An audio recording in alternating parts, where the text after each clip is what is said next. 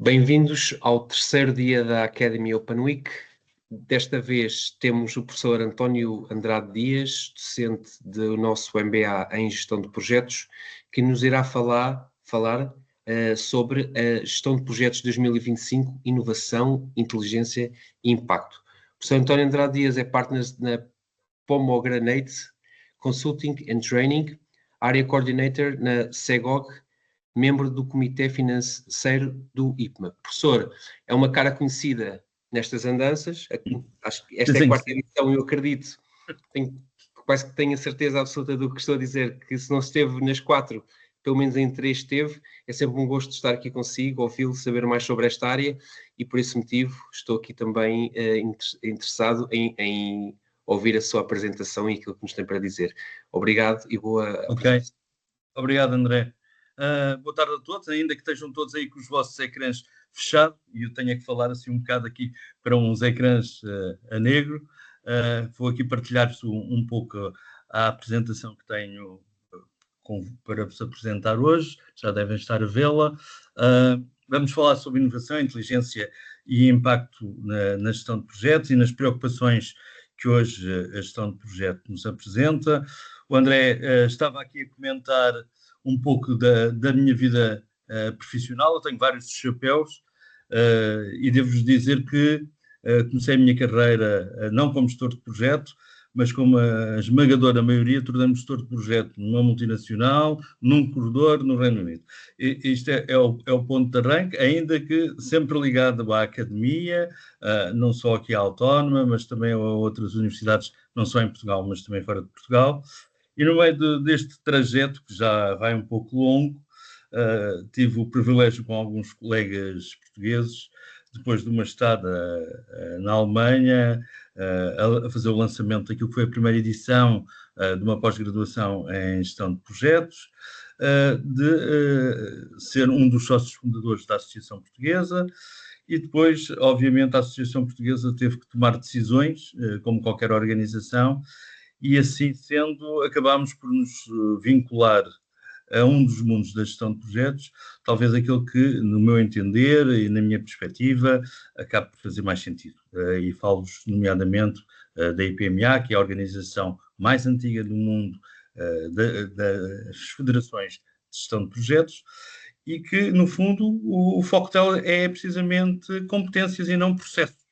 Ou seja, não vale a pena estarmos a falar de processos sem que os profissionais desta área possuam as competências necessárias para poderem gerir os seus projetos com mais eficácia e mais eficiência. No fundo, tem sido sempre esse o nosso grande calcanhar daquilo, é ter as pessoas certas nos lugares certos. E aqui com o sal e a pimenta necessário. É que nem toda a gente pode ser gestora de projeto, como eu costumo dizer. Quer queiramos, quer não, podemos frequentar dezenas de formações nesta área, quer academicamente, quer fora do meio académico, que não é isso que nos vai transformar em gestores de projeto. Posso-vos dizer que na minha vida profissional, com outros chapéus, já contratei gestores de projeto que nem sequer tinham uma única certificação, nem a formação adequada àquela natureza, mas tinham essencialmente algo, tinham um perfil, tinham uma competência. E, portanto, das competências à forma como nós hoje vemos os nossos projetos, nós acabamos por ter que perceber que não basta só a prática, e aí vocês poderiam recorrer a uma FNAC, a uma Bertrand, irem à procura de um livro de gestão de projetos e, no fundo, interiorizarem um conjunto de conceitos dessa natureza, mas vocês têm que perceber também que os projetos têm contextos, no fundo têm aquilo que nós chamamos no mundo IPMA a perspectiva, e depois temos que pensar que os projetos são feitos por pessoas e para pessoas. E assim sendo, é necessário que sejam desenvolvidas competências de ordem comportamental, porque sem elas vocês não vão conseguir liderar projetos, vocês não vão conseguir gerir as vossas equipas, e torna-se necessário que esses ingredientes de ordem comportamental acabem por estar associados à nossa gestão de projetos. Portanto, lembrei-me de começar por pôr aqui um pequeno slide ilustrativo daquilo a que eu estou ligado. Obviamente que depois de ter feito 3 mandatos no mundo da Associação Portuguesa de Gestão de Projetos, ao qual sou ligado, como vos disse, desde a sua fundação, que já vai com 30 e poucos anos. Eu estive depois durante 2 mandatos como vice-presidente na IPMA, em termos internacionais, precisamente com esta área das operações e dos projetos que a própria organização internamente desenvolve enquanto Federação de Associações para todo o mundo IPMA. No fundo, a IPMA está presente em 73 países e, obviamente, que essas organizações necessitam que venham a ser desenvolvidas ferramentas adequadas a melhorar a performance dos projetos que são realizados nessas geografias.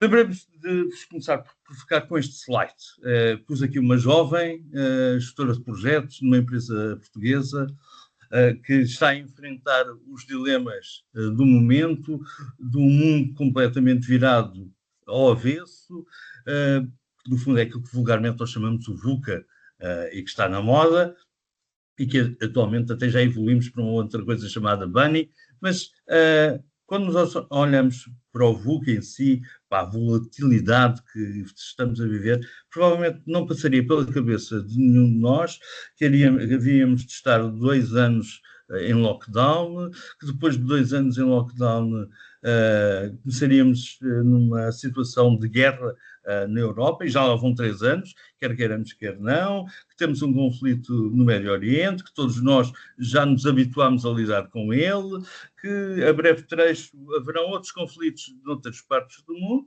e no meio disto tudo o mundo não para e obviamente os projetos também não. Hoje eles representam, segundo estudos mais recentes, representam cerca de 40% do PIB mundial.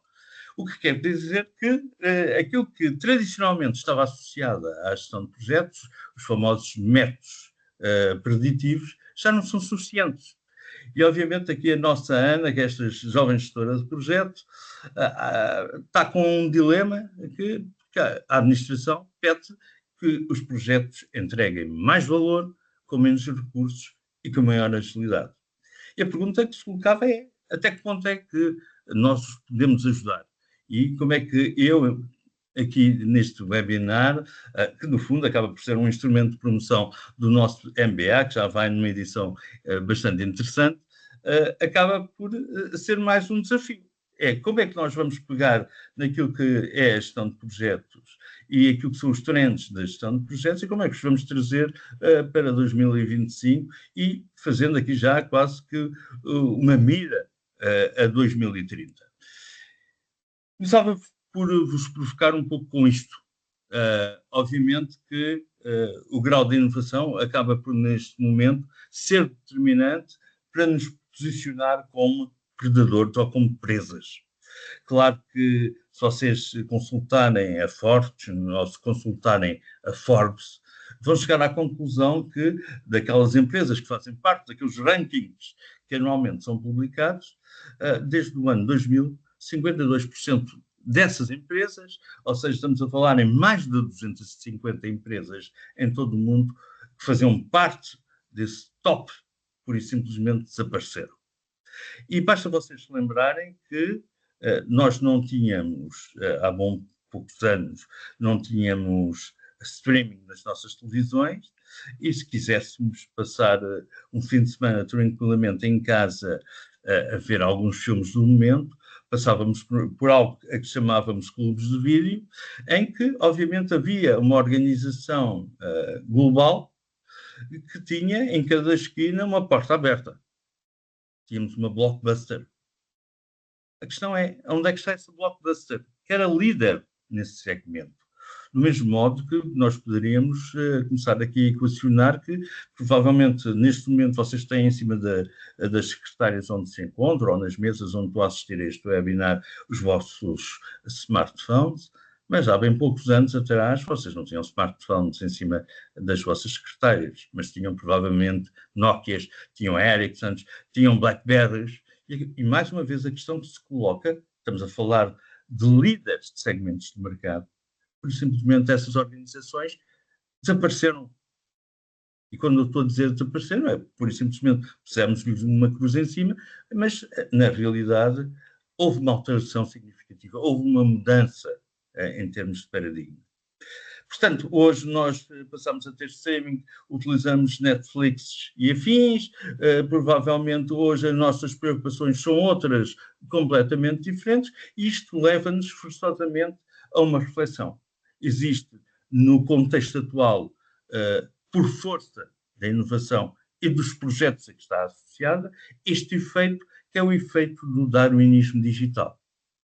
E claro está, este darwinismo digital está em modo de aceleração. O que quer dizer, de acordo com alguns estudos que também vão sendo publicados, existe o fenómeno da singularidade, que nos aponta uma meta em 2045, a máquina estar com um grau de inteligência que está para além daquilo que o ser humano, nas suas atuais condições, pode, na realidade, oferecer. E, obviamente, ninguém quer que isto se torne verdadeiramente num caos, porque, caso contrário, forçosamente nós acabamos aqui.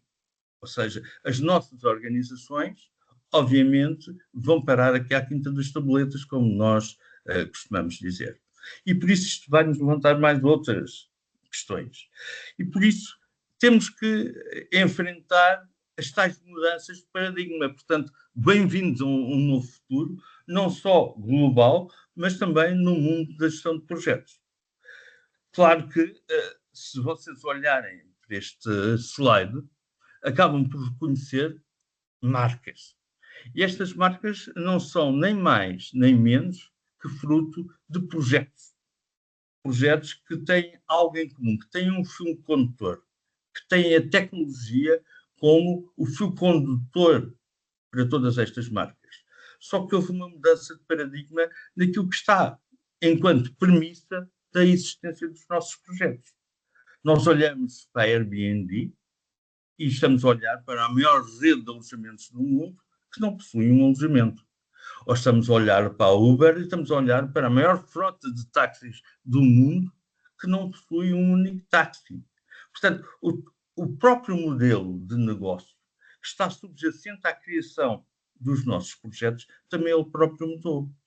E se nós assentávamos muito a gestão de projetos naquilo que era vulgarmente conhecido como o triângulo das restrições, que foi criado no século passado por um senhor de nome Martin Barnes, que tive o privilégio de conhecer na minha vida profissional, recentemente falecido.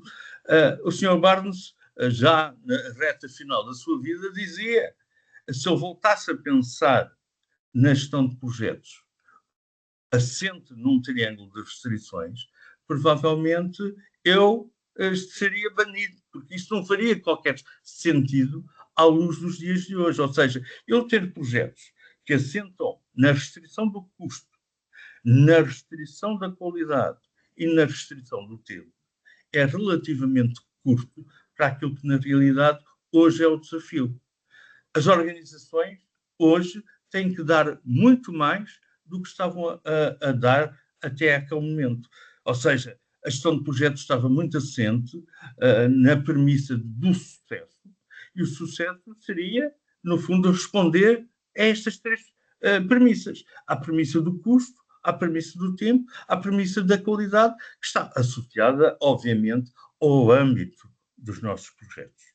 E é por isso que a gestão de projetos em 2025 vai ter que evoluir enquanto disciplina, porque estamos a enfrentar novos desafios globais em que o foco vai estar na inovação e no impacto, não descurando que existe uma premissa que é a premissa do valor, e nós temos que entregar mais valor do que entregávamos até então, mas além do valor, há uma nova preocupação associada, que é a preocupação do benefício. Ou seja, as nossas organizações não se podem limitar a entregar projetos que não criem valor e, por inerência, em modo de operação, não gerem o benefício que está expectável em termos de um caso de negócio que justificou a existência desse mesmo projeto. E, por isso, empresas como a Unilever ou como a Siemens acabam por adotar modelos de gestão nos nossos dias, baseados neste valor e neste propósito. Valor numa lógica de impacto positivo percebido na entrega do projeto, de acordo com aquilo que muitas das vezes está associado à expectativa das partes interessadas, dos stakeholders, sejam eles clientes, sejam eles utilizadores finais, seja a organização em si, ou mesmo a própria sociedade. E, obviamente, que o conceito de valor, obviamente, é subjetivo e acaba por depender de quem está a olhar o valor numa lógica de perspectiva de quem recebe um determinado resultado. E por isso, geralmente, quando nós estamos a falar em valor, vem-me logo à cabeça vocês pensarem que a 2.000 quilómetros da cidade de Lisboa, vocês têm um projeto que decorre há vários anos, que está situado na cidade de Barcelona, que se chama Sagrada Família, e que, obviamente, já devia ter sido entregue faz anos, que ultrapassou já todo o paradigma do custo, que já ultrapassou todo o paradigma do tempo, mas que está a gerar valor, independentemente de não estar concluído. O mesmo exemplo podia ser dado, por exemplo, para a Ópera de Sydney, que tinha uma projeção de 4 anos, e levou mais 20 anos para ser concluída, e que tinha um orçamento de 7 milhões, e acabou por custar 100. A questão é que estes projetos, ainda que não tenham seguido a lógica tradicional neste conceito de sucesso, acabaram por criar valor. E por isso, hoje, nós estamos muito preocupados, enquanto quem estuda a gestão de projetos, neste conceito de valor e propósito ao qual está associado um determinado benefício. Por outro lado, obviamente que todo este trend de uma transição energética está a exigir uma coordenação global, está a exigir a necessidade de uma compliance regulatória e de uma inovação constante. E é aqui que entram ferramentas novas, como o Design Thinking, ou mesmo como o Lean Startup, que acabam por ser utilizadas na fase da idealização do próprio projeto, de modo a fomentar a inovação em termos de concepção. Ainda a este respeito, eu recordo quando começámos a ouvir falar na aplicação da inteligência artificial ao mundo da gestão de projetos. E, em termos de reflexão, eu deixava-vos aqui estes 3 bullets, no fundo, enquanto reflexão. Por um lado, a inteligência artificial e o machine learning como mecanismos para uma melhor tomada de decisão por parte dos gestores de projeto. Mas aqui isto vai nos levantar a velha e eterna questão de que as nossas organizações não recolhem o histórico dos projetos, não trabalham o histórico dos projetos e todos esses processos de machine learning que estão associados ao IA acabam por estar com alguma fraqueza em termos da informação produzida, mas acima de tudo aquilo que se pretenderia era que eu, enquanto gestor de projeto, tivesse ferramentas onde pudesse utilizar numa lógica de melhores decisões em coisas tão simples quanto risco no projeto. Por outro lado, vocês têm que ter em consideração que as próprias ferramentas de IA acabarão por nos auxiliar na automação de processos, libertando tempo ao gestor de projeto e às suas equipas para estarem focados naquilo que, na realidade, é importante, que é a entrega. Nós, gestores de projetos, somos focados na entrega. E daí esta relação da automação de processos com a automatização de processos robóticos. São coisas diferentes. E muitas das vezes acabamos por andar a misturar conceitos e termos, quando na realidade estamos a falar de 2 coisas distintas. E esta parte é extremamente importante.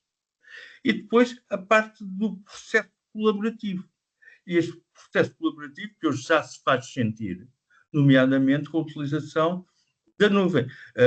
O boom que nós temos sentido pós-pandemia, no fundo, acabou por tornar possível uma maior colaboração das equipas de projeto em ambientes virtuais. Como exemplos práticos, deixo-vos aqui também estes três aspectos.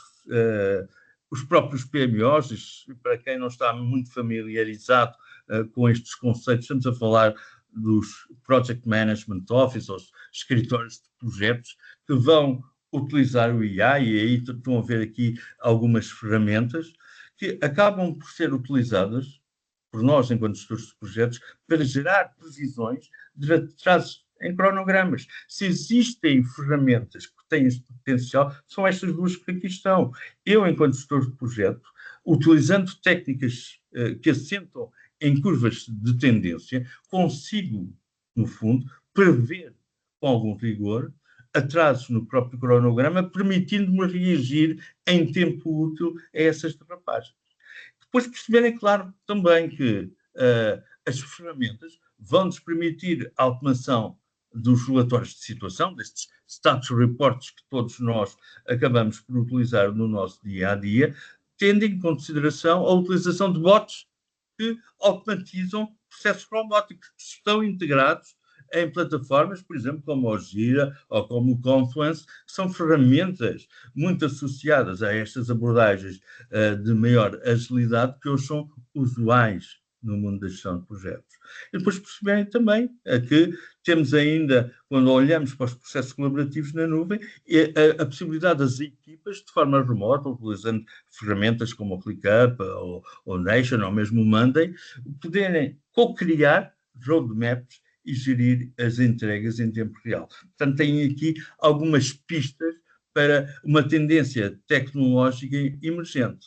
Óbvio que, em cima disto, temos aqui uma inteligência estratégica que está associada à tomada de decisão.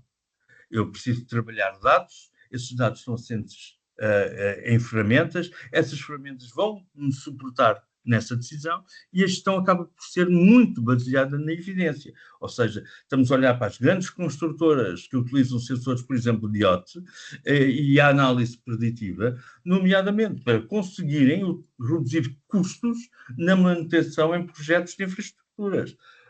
Estamos a olhar para a utilização, e isto já é mais familiar para alguns de vocês, provavelmente, a utilização de Power BI ou mesmo de Tableaus, para a análise de performance e para a tomada de decisão em tempo real em projetos de TIs, de IT.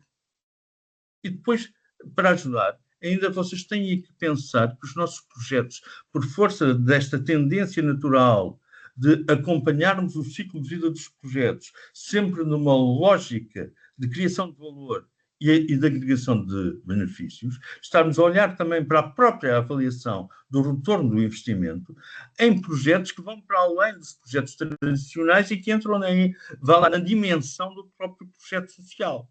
Porque o mundo dos projetos não se restringe unicamente àquilo que é a realidade empresarial, vai para além da realidade empresarial, vai nomeadamente para este outro âmbito, que é o âmbito do projeto social, com bases de dados qualitativas e quantitativas, que são obtidas através de dados que são coligidos através de SurveyMonkey ou mesmo do Qualtrics. Portanto, mais uma pista que têm a este nível. A questão social, obviamente, remete-nos para outra tendência que estamos a viver, que é a tendência da sustentabilidade.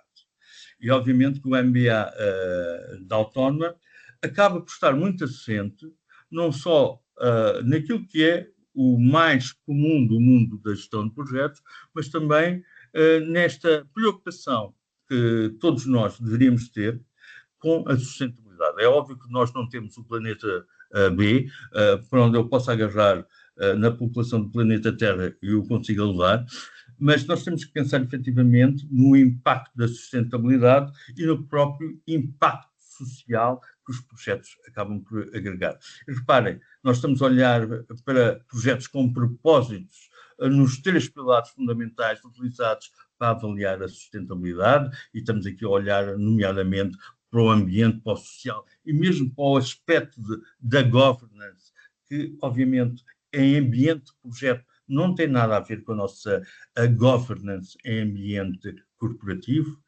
Não se esqueçam que quando nós estamos numa empresa, a governance corporativa tem como objetivo final, e tornando isto extremamente simples de entender, tem a ver com a satisfação dos acionistas, e nada mais do que isso, enquanto nós, quando estamos em ambiente de projeto, a nossa preocupação está muito mais focada naquilo que acaba por ser as partes interessadas, os nossos stakeholders, a satisfação dessas mesmas partes interessadas. Depois percebermos a avaliação do impacto dos nossos projetos neste impacto social, o que efetivamente agregamos em tudo isto, sabendo que a gestão assenta em pilares éticos e responsáveis. Se nós nos remetermos, por exemplo, aos estándares da IPMA, obviamente que quando nós estamos a abordar as questões de perspectiva, estamos a abordar também questões de ética.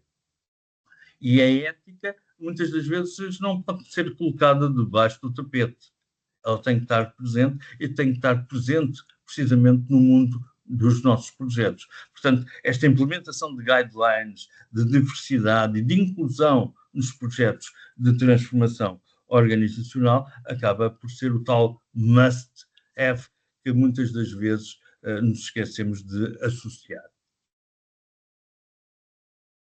Novas abordagens metodológicas, porque, na realidade, a receita do passado não nos garante sucesso no futuro. E como vocês, aqueles que estão mais familiarizados com o mundo da gestão de projetos, provavelmente até há um bom par de anos, como eu vos dizia inicialmente, estávamos muito focados em abordagens preditivas. Ou seja, o mais comum, se fosse aplicado quer no mundo da construção, fosse aplicado no mundo do IT, era a abordagem do waterfall. Até que, alguns, nos finais do século passado, existe um movimento nas áreas da tecnologia da informação que nos aportam a agilidade para o mundo dos projetos. E eu costumo dizer, contrariamente a alguns colegas, e isto é um problema meu, não é um problema de mais ninguém, é que quando nós falamos em agilidade, não podemos estar a falar em metodologias. Quando nós estamos a falar em agilidade, nós temos que falar no mindset.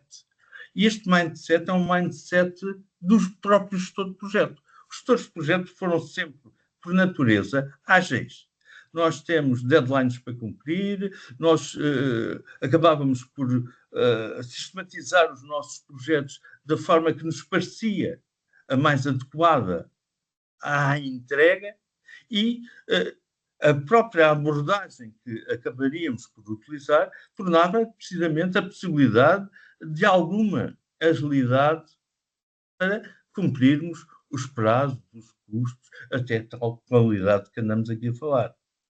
Com a introdução dos conceitos e dos princípios da agilidade, acabamos por ter ambientes de projeto mais adaptativos e muito mais flexíveis. Mais flexíveis porque existem áreas de negócio que, a partir do momento em que nós definimos o conceito de projeto, não são muitas das vezes claros.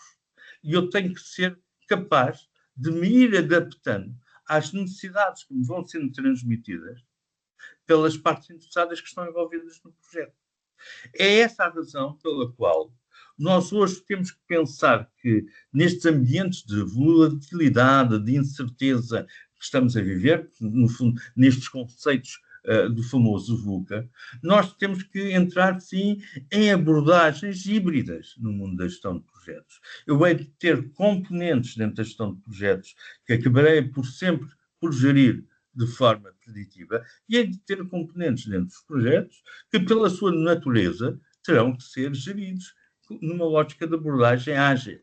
E é por isso que eu pus aqui mais estes 3 exemplos, nomeadamente em projetos de ERP, que são conduzidos com fases tradicionais para a integração e depois sprints ágeis para a modulação específica que, inicialmente, não está perfeitamente pensada, não está perfeitamente definida. Depois, a própria organização, adotando este princípio do DAD, no fundo, deste Discipline Agile Delivery, para uma abordagem de acordo com as tipologias de projetos. No fundo, estamos aqui a olhar para uma framework, este Discipline Agile, que acaba por ser desenvolvida e que está orientada às pessoas, que serve os ambientes híbridos e que, acima de tudo, acaba por ser adaptável, permitindo escolher aquilo que nós chamamos o way of working. E é com isso que nós conseguimos entregar a baixo custo, de forma mais rápida, aquilo que acabam por ser os nossos projetos. E depois começarmos a pensar que a própria evolução está-nos a levar à criação dos esquadrões, destes squads, que são multidisciplinares e que são extremamente úteis para lidar com crises reputacionais de forma ágil e estruturada. O setor bancário já começa a ter este tipo de abordagem. Queríamos deixar só esta nota. Isto é tudo muito bonito em modelo teórico, em modelo prático temos bons casos, mas, acima de tudo, isto vai implicar que a própria organização tenha a maturidade necessária para se poder adaptar a estas novas realidades. Se nós tivermos a olhar para organizações muito estruturadas de forma funcional, quando nós queremos dar este passo, vamos encontrar barreiras, vamos encontrar a tal resistência à mudança de que passamos o tempo a ouvir falar, mas que depois, na prática, tudo isto esbarra em paredes constantes. Ou seja, nós deixamos de ter alguém que acaba por estar numa postura de supervisão de um grupo de colaboradores, para deixarmos esses próprios colaboradores terem a capacidade de saber o que é que têm para fazer, quando é que têm que fazer, como é que vão fazer, sem terem a necessidade de algum comando. Ou seja, nós temos que pensar que a própria organização em si tem que ter a maturidade necessária para poder, no fundo, abraçar estes novos desafios. E como é natural, os nossos projetos nascem por força de necessidades. E essas necessidades, muitas das vezes, estão conectadas àquilo que são os chavões tradicionais com que abordamos, nomeadamente, a estratégia organizacional.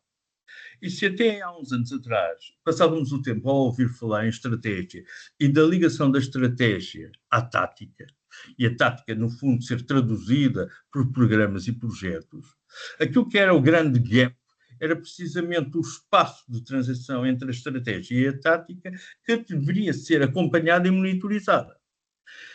Com a introdução de alguns princípios, como o Balance Scorecard e outras ferramentas associadas, surgiu o famoso os KPIs para fazer as monitorizações.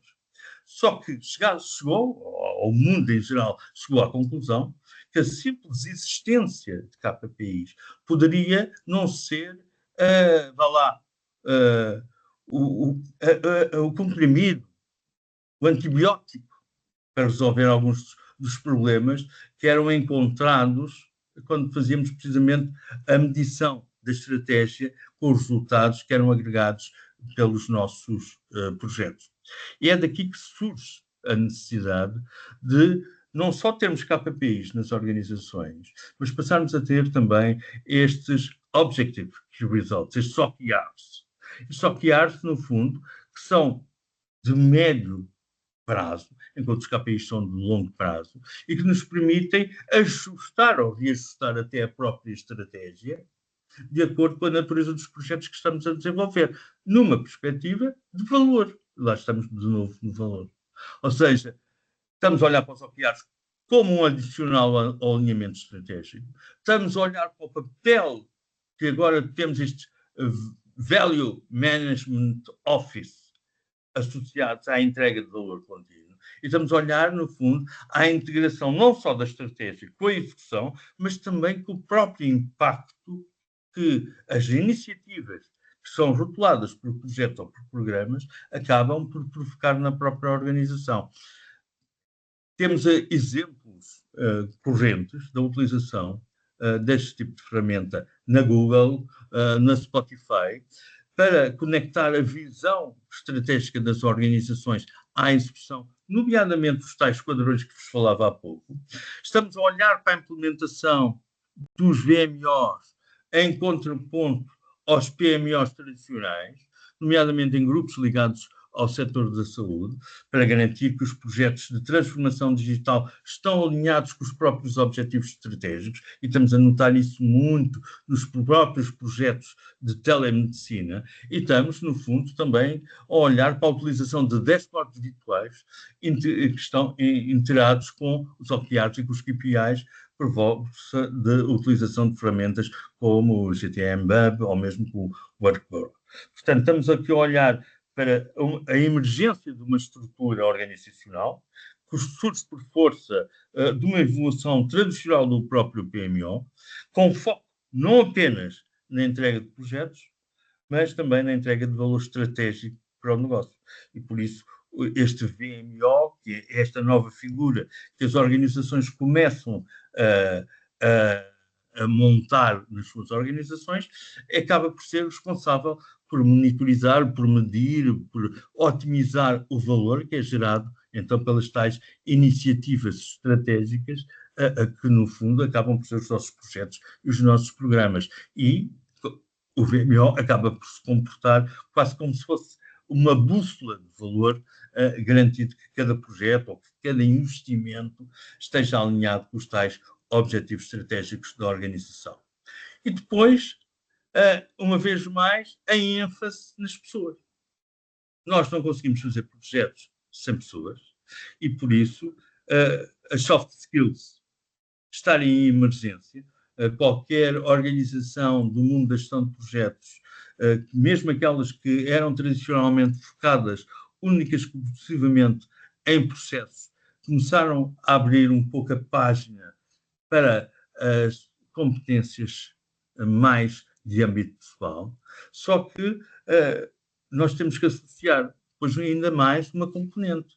É que, efetivamente, o ser humano possui vários tipos de inteligências, nomeadamente a inteligência emocional, e que está a começar a despontar, nomeadamente no mundo da gestão de projetos. Nós começamos a perceber claramente o impacto que, por exemplo, a empatia tem nos resultados dos nossos projetos. Basta vocês perceberem que, quando estamos aqui a falar de empatia no mundo da gestão de projetos, existem premissas iniciais como o escutar, como o colocar-me no lugar do outro, como utilizar técnicas neurolinguísticas para criarmos aqui a tal relação emocional com aqueles que são os nossos colaboradores no nosso dia-a-dia. E depois percebemos também que a própria liderança não pode ser a liderança que nós exercíamos no passado. Nossa liderança, no mundo da gestão de projetos, sempre foi muito situacional. Ela tem, hoje em dia, que ser não só situacional, mas também tem que ser distribuída e tem que ser colaborativa. No fundo, é como transformar aquela equipa, efetivamente, numa rede de talentos que estão interconectados, onde o poder, obviamente, não está concentrado numa e só numa pessoa, mas é que acaba por ser fluido entre todos os elementos daquela equipa. E depois, o foco na formação contínua é neste mindset digital. É óbvio que nós não precisamos de ter indivíduos dentro das nossas equipas totalmente focados ou formatados em termos de inteligência artificial, mas tem que haver este mindset digital que está associado aos nossos colaboradores. E por isso nós estamos aqui a olhar, nomeadamente, para a formação interna de líderes, baseada em coaching e neste peer learning. No fundo, estamos a olhar para a contribuição dos nossos colaboradores acabarem por aprender uns com os outros, compartilhando conhecimentos, experiências e perspectivas. As próprias equipas a serem autogeridas com lideranças facilitadoras em vez de controladoras. E depois a famosa questão das certificações profissionais, como as certificações da ITMA ou como a certificação do Green Project Management. Estas duas certificações, devo-vos dizer, que no fundo fazem parte do pacote formativo do MBA e, obviamente, estão cada vez mais a ganhar força no próprio desenvolvimento dos gestores do século XXI. E, por fim, aqui, projeções para 2030, que já está aí. Obviamente, numa lógica de inovação continuada e numa lógica da própria organização no futuro próprio. E aqui forçosamente temos que parar aonde? Numa adaptação crescente de PMOs digitais, obviamente, com os recursos que a inteligência artificial nos vai colocar à disposição, na automação e no próprio foco na experiência do utilizador. Depois, a questão dos projetos estruturados em ciclos contínuos de experimentação, aprendizagem e adaptação, e aqui entram conceitos como o conceito do Lean Portfolio Management, em que estamos a priorizar a entrega de forma contínua e adaptável, e, por último, esta questão que fica aqui também como um desafio, a integração entre as áreas da inovação, da estratégia e dos projetos como uma única célula de transformação organizacional. E, portanto, é com este pano de fundo que a oferta do MBA da Autónoma se posiciona, no fundo, para criar naqueles que frequentam este MBA novos desafios. O MBA, para aqueles que já estão mais próximos, que já tiveram a possibilidade de olhar para a documentação do mesmo, no fundo é um MBA essencialmente prático. É muito numa lógica de hands-on, ou seja, mesmo aqueles que não têm experiência no mundo da gestão de projetos, obviamente vão trabalhar um case, esse é um case study, que vai sendo desenvolvido ao longo do ciclo formativo, ao longo dos vários meses em que vão estar com o corpo docente, numa lógica de que ele vai ser composto por simulações, e essas simulações são adaptadas ao nível de desenvolvimento do próprio estudante. Ou seja, o conteúdo que é fornecido é o conteúdo que vai ser utilizado naquele momento específico.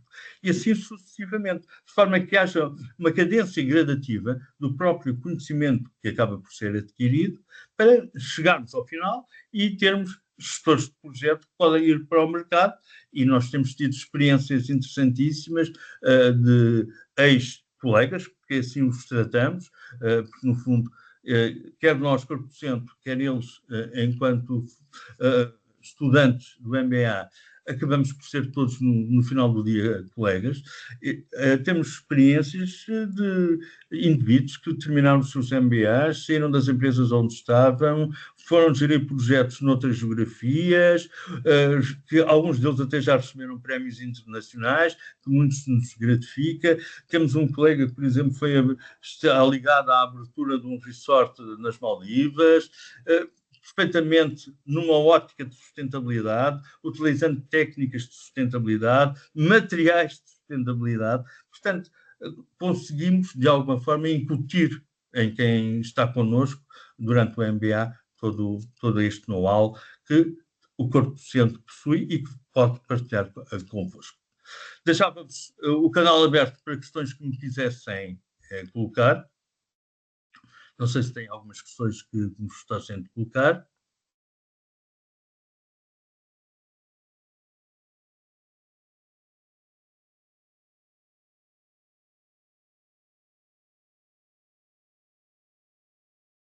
E, se não há perguntas, eu costumo dizer que tudo isto e muito mais pode conhecer no MBA de Gestão de Projetos Sustentáveis. Portanto, inscrevam-se e estejam connosco na próxima edição. A todos, muito obrigado e até breve. Obrigado. Professor, mais uma vez, obrigado pela sua presença nesta iniciativa lançada pela Autónoma Academy. Fica já o convite para que se junte a nós para o ano nesta altura. Reforçar aquilo que o professor António Andrade disse, este MBA vai ter início em janeiro do próximo ano. As candidaturas estão abertas e quem tiver interesse é uma questão de se candidatar. Obrigado, até uma próxima oportunidade. Obrigado. Obrigado. Boa tarde. Autónoma Academy. Experienced people.